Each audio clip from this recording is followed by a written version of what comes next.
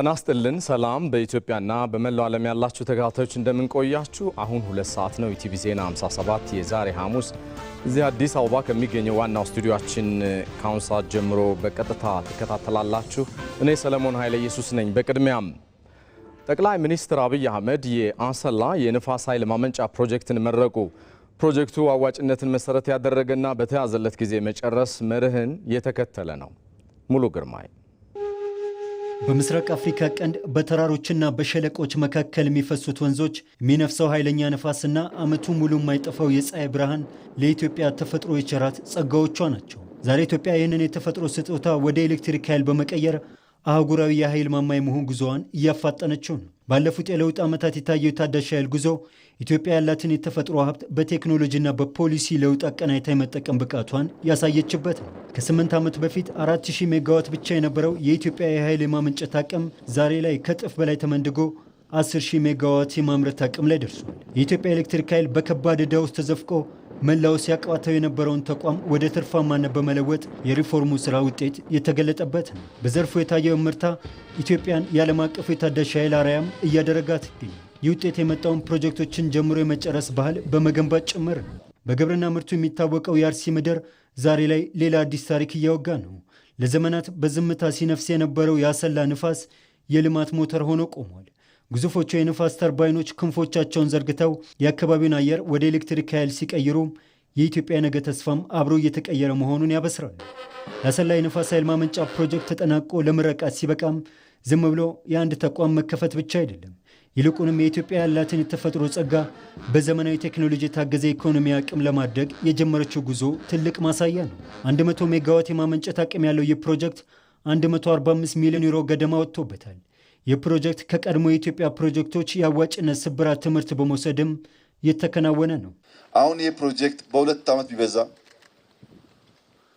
ሙሉ ወጪውን ሸፍኖ ከ2 ዓመት በኋላ ትርፋማ ፕሮጀክት ስለሚሆን ልጆቻችን ትርፍ ሀብት የሚያገኙ እንጂ ዕዳ የሚረከቡ አይሆንም። በሁሉም ስራዎቻችን እንዲህ ያለውን ጥንቃቄ የተሞላበት አካሄድ መከተል በእጅግ አስፈላጊ ነው።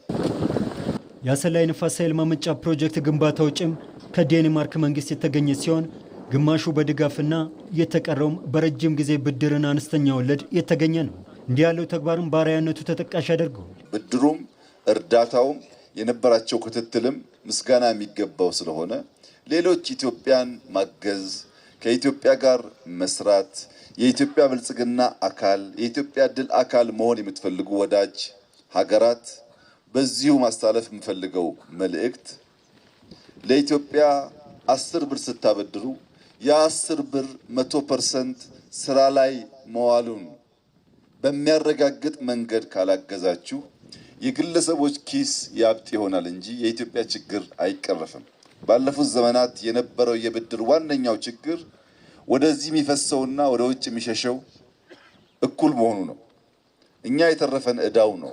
ኢትዮጵያ እያከናወነቻቸው ያሉ ፕሮጀክቶች ከኃይል እስከ ስንዴ፣ ከኮሪደር ልማት እስከ ማክሮ ኢኮኖሚ ማሻሻያ ያሉ ፕሮጀክቶች ኢትዮጵያን ወደ ተሟላ ብልጽግና የሚያሸጋግሩ ድልድዮች ናቸው። ጉዞው ረጅም ቢሆንም የተቀመጡት መሰረቶች ግን የኢትዮጵያን የነገ ከፍታ በጽኑ መሬት ላይ ለማቆም ያለሙ ናቸው። የጀመርነው የብልጽግና ጉዞ በየትኛውም አይነት ጩኸት እንዳይናወጥ በደም መሰረት ያቆምነው ስለሆነ በብዙ ውጣ ውረድ፣ በብዙ ስቃይ፣ በብዙ ችግር ያለፈ ስለሆነ አሁን ትናንሽ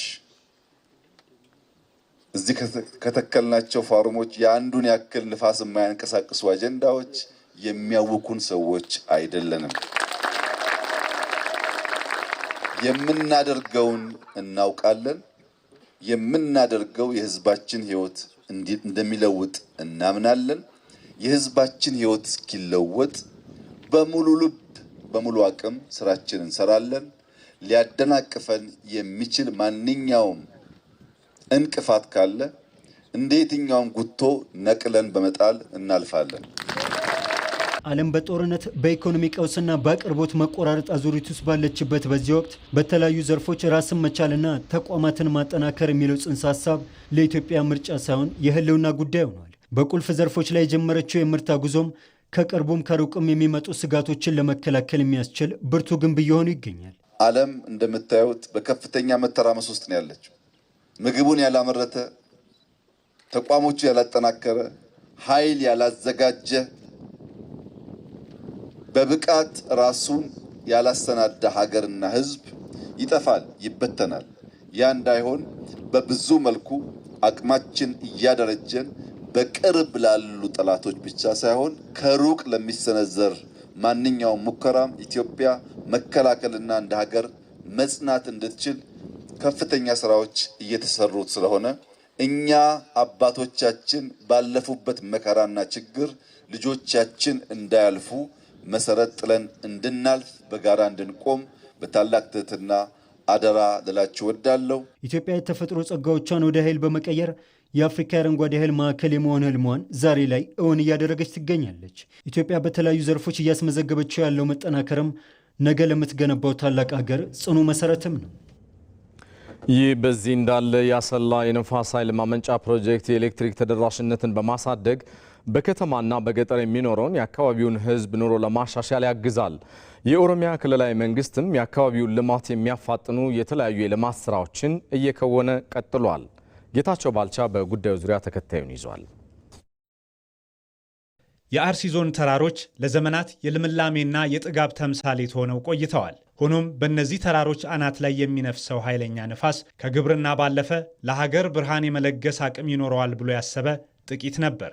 ዛሬ ግን ያ እሳቤ ተቀይሯል። በደጋማው የአርሲ ምድር ላይ የተተከሉ እነዚህ ነጫጭ ተርባይኖች የነፋስን ኃይል ወደ ኤሌክትሪክ በመቀየር ለአካባቢውና ለሀገር አዲስ የልማት ምዕራፍ ከፍተዋል። ዛሬ የተመረቀው የነፋስ ኃይል ማመንጫም የአካባቢውን ልማት ለማፋጠን ትልቅ አቅም የሚፈጥር ነው። ሁምኒ ኢብሳንኩን ጨራ ጉዳስን ይፍደድ ፌጅራ ይህ የኤሌክትሪክ ኃይል ትልቅ ዕድል ይዞ ነው የመጣው።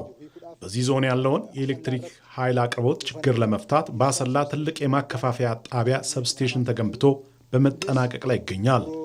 ይህም በዞኑ የግብርና ማቀነባበሪያ ኢንዱስትሪዎች በእጅጉ የሚያግዝና በከተሞችና በገጠር አካባቢዎች የኤሌክትሪክ አገልግሎት ተደራሽነትን የሚያሳድግ ነው።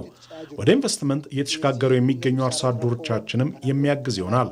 አርሶ አደሩ ያፈራውን ሀብት በመቆጠብ ኑሮውን ወደ ተሻለ ደረጃ ለማሸጋገር የሚያደርገውን ጥረት አጠናክሮ መቀጠል አለበት። ይህንን ለማገዝም ሁላችንም ጠንክረን እንድንሰራ በዚህ አጋጣሚ ጥሬን አቀርባለሁ። የመደመር መንግስት ከገጠር እስከ ከተማ በኢትዮጵያ አራቱም አቅጣጫዎች የህብረተሰቡን የኑሮ ሁኔታ የሚቀይሩ ሁሉን አቀፍ የልማት ስራዎችን እያከናወነ ይገኛል። በአርሲ ዞን የተገነባው የግዙፍ የኃይል ማመንጫ ፕሮጀክትም የዚሁ ስትራቴጂ ፍሬ ነው። ይህ ልማትም በሁሉም መስክ ተጠናክሮ ቀጥሏል።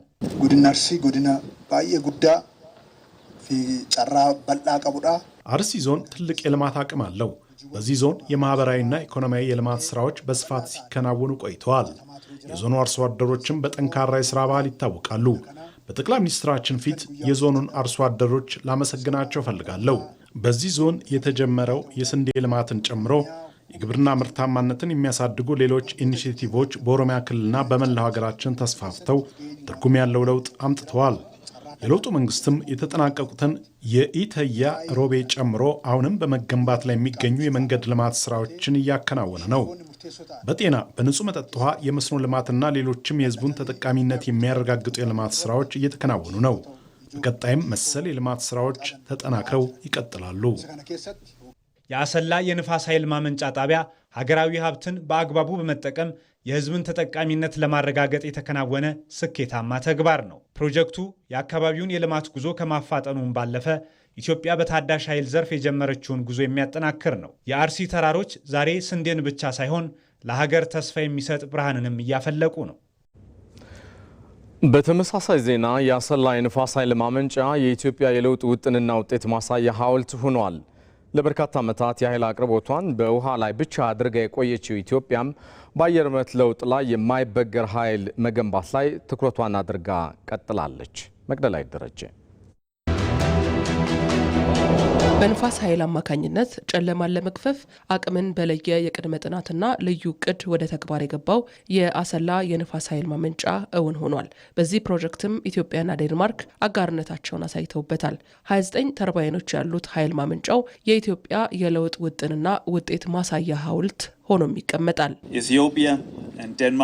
ኢትዮጵያና ዴንማርክ የንፋስ ኃይልን ወደ ኤሌክትሪክ ኃይል እየቀየሩ ነው። አሰላም ንፋስን ወደ ኤሌክትሪክ ኃይል በመቀየር አስተዋጽኦ እያደረገች ነው። የኤሌክትሪክ ኃይል አቅርቦት መዳረስ በንግድ ስርዓቱ ላይም ከፍተኛ ድርሻ ስላለው አሰላ በኢትዮጵያ ኢኮኖሚ ላይ ከፍተኛ አስተዋጽኦ እንዲኖራት ያደርጋል። በዚህ አጋጣሚ ኢትዮጵያ አረንጓዴ ልማት ላይ እየሰራች ያለችውን ስራ አደንቃለሁ። በተለይም በመሪነቱ ላይ የሚገኙት ጠቅላይ ሚኒስትር አብይ አህመድ ምስጋና ይገባቸዋል። under the Green Legacy Initiative. ኢትዮጵያ ከውሃ፣ ከነፋስ፣ ከፀሐይ፣ ከጂኦተርማልና ከባዮጋዝ አማራጮች ከ160 ጊጋዋት ሰዓት በላይ ኃይል ማመንጨት አቅም እንዳላት ጥናቶች ያሳያሉ። የኢትዮጵያ ኤሌክትሪክ ኃይልም ይህን እምቅ አቅም ለመጠቀም እየሰራ ይገኛል። ይህ የአሰላው የነፋስ ኃይልም የዚህ እርምጃ ውጤት ነው። እነዚህ ፕሮጀክቶች ኃይል ለማመንጨት ብቻ የተገነቡ ሳይሆኑ የኢትዮጵያን የብልጽግና ጉዞ የሚያፋጥኑ የተቋማችንንም የላቀ አፈጻጸም የሚያሳዩ የድል ማህተሞች ናቸው። የአሰላ ንፋስ ኃይል ማመንጫ ፕሮጀክት በ29 ተርባይኖች 100 ሜጋዋት ኃይል የማመንጨት አቅም የሚኖረው ሲሆን ይህም እንደ ሀገር ከንፋስ ኃይል የማመንጨት አቅማችንን ከ504 ሜጋዋት የሚያደርሱ ይሆናል። በተጨማሪም ተቋሙ የኃይል ስብጥሩን ለማመጣጠን የሰጠውን ትኩረት ማሳያ ተደርጎ የሚወሰድ ነው።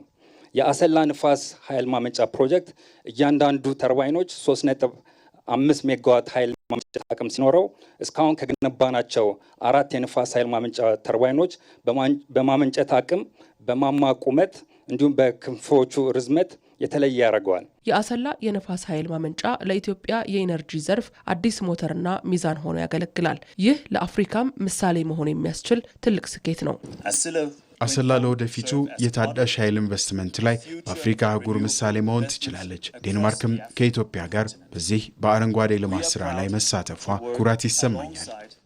ኢትዮጵያ አረንጓዴ ኢኮኖሚ ለመገንባትና የካርቦን ልቀትን ለመቀነስ በምታደርገው ጥረት የመፍትሄ እርምጃዎችን በማጠናከር ላይ ትገኛለች። ለበርካታ ዓመታት የኃይል አቅርቦቷን በውሃ ላይ ብቻ አድርጋ የቆየችው ኢትዮጵያ አሁን ላይ ትኩረቷን በአየር ንብረት ለውጥ የማይበገር ኃይል መገንባት ላይም አድርጋለች። እንደ ሀገር በተወሰኑ የኃይል ምንጮች ላይ ያለውን ጥገኝነት በማላቀቅ የአየር ንብረት ለውጥ የማይበገር አስተማማኝ የኃይል አቅርቦት እንዲኖር ለማድረግ ለ3 አስርት ዓመታት በስራ ላይ የቆየውን የኢነርጂ ፖሊሲ ሀገራዊ የኢነርጂ ፖሊሲ ዓለም አቀፋዊና ነባራዊ ሁኔታን ባገናዘበ መልኩ ለመለወጥ በዝግጅቱ ተጠናቋል።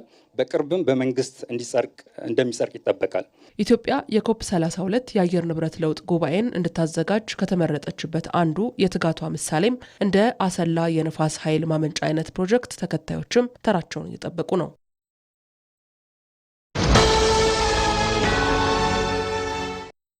ለሁሉም እኩል የተሰጠ አንድ ጸጋ አለ። ጊዜ። የተሰጡትን በሚገባ የሚጠቀሙት ግን ጥቂቶች ናቸው። ዘመናዊነት ማለት ራስን ከዘመኑ ጋር ማራመድ እንጂ ሌላ አይደለም። የኢትዮጵያ ንግድ ባንክ 24 ሰዓት አገልግሎት የሚሰጥ ስማርት ቅርንጫፎችን ከፍቷል። ይህን ወሳኝ የባንክ አገልግሎት ምዕራፍ ከሚያስተዋውቁት ከመጀመሪያዎቹ መሃል መሆኔ ደስታ ይሰጠኛል። ደንበኞች በስራ ሰዓት ስራቸው ላይ ቆይተው ረጋ ብለው 24 ሰዓት ወደሚሰሩት ስማርት ቅርንጫፎቻችን መጥተው ፈጣን አገልግሎት ሲያገኙ እርካታቸውን ፊታቸው ላይ ያለው። በአዲስ አበባ በቦሌ፣ በአብይ፣ በተፈራ ደግፌ፣ በኤርቱ ለቦ፣ በአራዳ ጊዮርጊስ እንዲሁም በመስቀል ስኩዌር ስማርት ቅርንጫፎቻችን ሂሳብ ከመክፈት ዓለም አቀፍና የሀገር ውስጥ የመገበያያ ካርዶችን አዘው በደቂቃ ውስጥ እስከ መቀበል ማንኛውንም የገንዘብ መጠን ገቢ ከማድረግ ቼክና የውጭ ሀገር ገንዘቦችን እስከ መበንዘር ማንኛውንም የባንክ አገልግሎት ራስዎን በቀላሉ በሚያስተናግዱባቸው ማሽኖች ወይንም እንደኔ በድምፅና በቪዲዮ በሚያግዙ የባንክ ሰራተኞች በኩል ያገኛሉ። በነገው የባንክ አሰራር ላይ ዛሬ ስለምናገለግሎት ደስ ይለናል። የኢትዮጵያ ንግድ ባንክ ሁሌም የሚተማመኑበት ባንክ። እዚህ ሸጎሌ አካባቢ ከሚገኘው ዋናው ስቱዲዮአችን በቀጥታ ስርጭት እየተካተላችሁት የምትገኙት ኢቲቪ ዜና 57 እንደቀጠለ ነው። የተወደዳችሁ የመደመር እሳቤ ውጤት የሆነው ሎጎ ሐይቅ ሪዞርት ለአካባቢው የብልጽግና ተስፋን ይዞ መጥቷል ሲሉ ምክትል ጠቅላይ ሚኒስትር ተመስገን ጥሩነህ ተናገሩ። ሪዞርቱ በአካባቢው ያለውን ልማት በከፍተኛ ደረጃ የሚያነቃቃ መሆኑን የገለጡት ደግሞ የአማራ ክልል ርዕሰ መስተዳድር አረጋ ከበደ ናቸው። ባልደረባችን ሰይፉ ገብረ ጻድቅ ትንታኔውን ይዟል። በጠቅላይ ሚኒስትር ዶክተር አብይ አህመድ ሀሳብ አመንጭነት በገበታ ለትውልድ ኢኒሼቲቭ ተገንብቶ የተመረቀው የሎጎ ሐይቅ ሪዞርት በዛሬው ዕለት በምክትል ጠቅላይ ሚኒስትር ተመስገን ጥሩነህ ስራ ጀምረዋል። ፕሮጀክቱ የመደመር እሳቤ ውጤትና ኢትዮጵያውያን በአንድነት ከቆሙ ህልሞቻቸውን ማሳካት እንደሚችሉ ማሳያ ነው።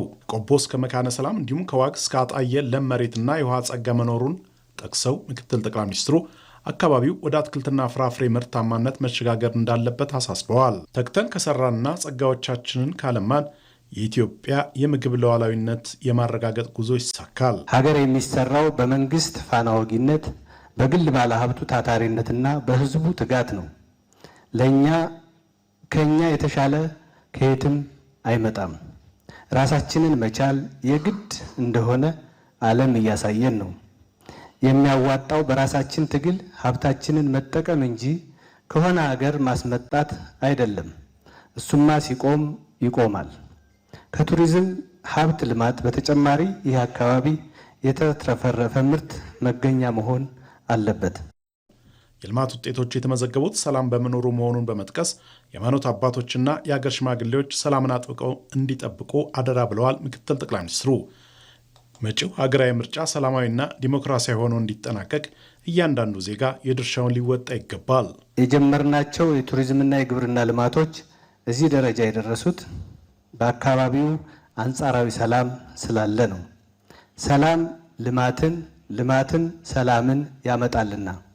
በመሆኑም እዚህ ያላቸው የሃይማኖት አባቶች፣ የሀገር ሽማግሌዎች፣ አመራሮች፣ ሴቶችና ወጣቶች ሰላማችሁን አጥብቃችሁ እንድትይዙ አደራ ለማለት እፈልጋለሁ። የሎጎ ሐይቅ ሪዞርት ከፍተኛ ርብርብ ለውጤት የበቃ በአርአያነቱም የሚጠቀስ ነው። ፕሮጀክቱ በአካባቢው ለሚሰሩ ሌሎች ልማቶችም ምሳሌ የሚሆን ሲሆን ልማቱንም በከፍተኛ ደረጃ ያነቃቃል። በሃይማኖት ተቋማት፣ በታሪክ እድሜ ጠገብ እና ለውጭም ሆነ ለሀገር ውስጥ ቱሪስቶች በከፍተኛ ደረጃ መስህብ የሚሆኑ በዙሪያው ራሱ ሐይቅ ከተማ ከመሰረቱ ጀምሮ ላጠናው ለተመራመረበት በራሱ የቱሪስት መስህብ የሚሆን ነው። እንዲህ አይነት ግንባታዎች በጣም ወሳኝ መዳረሻዎች ናቸው። እነዚህ ደግሞ ብቻቸውን ሳይሆን ነገ ጠዋት እነዚህን ያየ በእነዚህ መጠቀም የቻለ ለካ እንዲህም ይሰራል እንዴ በሚል በአካባቢው ላይ ከፍተኛ ልማት እንደሚመጣም ምንም ጥርጥር የለንም። ለውጡን ተከትሎ ልማቱ በሁሉም አካባቢዎች እንዲዳረስ መንግስት የቀየሰው ስልት ውጤት እያመጣ መሆኑን የጠቆሙት የአፋር ክልል ርዕሰ መስተዳድር አወል አርባ አፋር ክልል በሰላም ዙሪያ ከአማራ ክልል ጋር አብሮ ለመስራት ዝግጁ መሆኑንም አረጋግጠዋል። የአማራ ልማት የኛ ልማት ነው። ኦሮሚያ ጎረቤት ነው። የኦሮሚያ ልማት ለእኛ ነው የሚተርፈው። የሌላው ልማት ለእኛ ነው የሚተርፈው። በቀላሉ ነው። ጤፍ ይባላል እኛ አካባቢ፣ ቡና በጣም ይጠጣል። ስለዚህ በአቀርባ ይዞ እንደ አማራ አገር ሽማግሌዎች፣ ሃይማኖት አባቶች፣ ወጣቶች፣ ሴቶች ማሰብ ይጠይቃል። በሎጎ ሐይቅ ሪዞርት ማስጀመሪያ መርሃ ግብር ላይ የፌዴራልና የክልሎች ከፍተኛ አመራሮች፣ አማራ ክልል የተለያዩ አካባቢዎች የተውጣጡ የህብረተሰብ ክፍሎችና የአፋር ክልል ተወካዮች ተገኝተዋል።